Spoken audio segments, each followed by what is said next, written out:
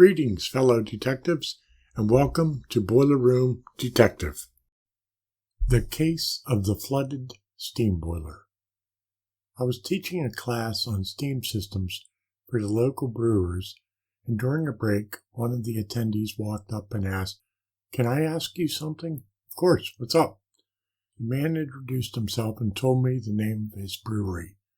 I remembered the brewery because we bid on selling the boiler and the boiler feed tank, but he felt we were too expensive. He purchased his equipment online from the place he got his brewing equipment. Every morning I come in, the boiler is flooded. I have to open the drain valve and it takes about 10 or 15 minutes before the water level shows up in the gauge glass. The water treatment use is really high too. "Is that normal?" he asked, and I shook my head. "What could cause it?" he asked. "Sounds like you're going into a vacuum," I answered. "A vacuum?" he asked.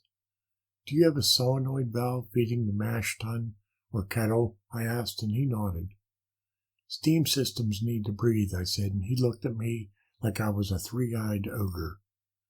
"Did you call the company where you bought the boiler?" I asked. "They were no help." "What do you mean the system has to breathe?" "Steam systems exhale and inhale air, just like we do. When the boiler is off and the system is cool, the steam side of the system and the space above the boiler water are filled with air, a gas. When the boiler starts, the burner provides enough heat to cause the water to change state from a liquid to a gas. Water expands at 1,600 times its volume when it becomes a steam," I informed him. "Really?" he asked.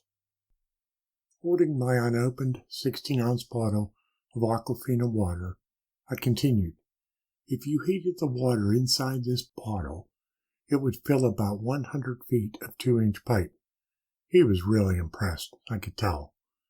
Getting back to the steam system, two gases cannot occupy the same space. So for the steam to enter the piping or the kettle, the air must be removed.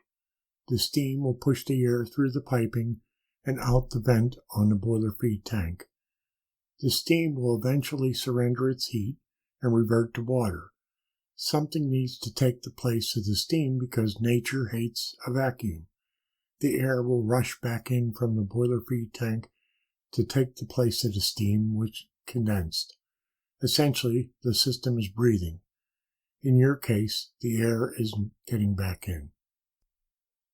When the solenoid valve closes, the system can no longer breathe, and the boiler and everything upstream of the solenoid valves will form a vacuum.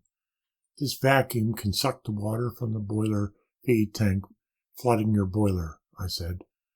"How do I fix it?" he asked. "Two things. The first thing is a vacuum breaker should be installed in the piping between the boiler and the solenoid valves.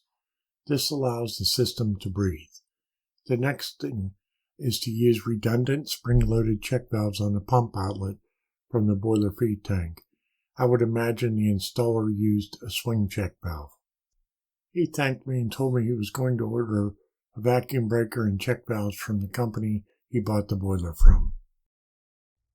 If you would like to contact me, my contact information is here. In addition, I have two websites. brewingwithsteam.com has my monthly blog posts on steam systems for breweries, and Fire Ice Heat is my company website.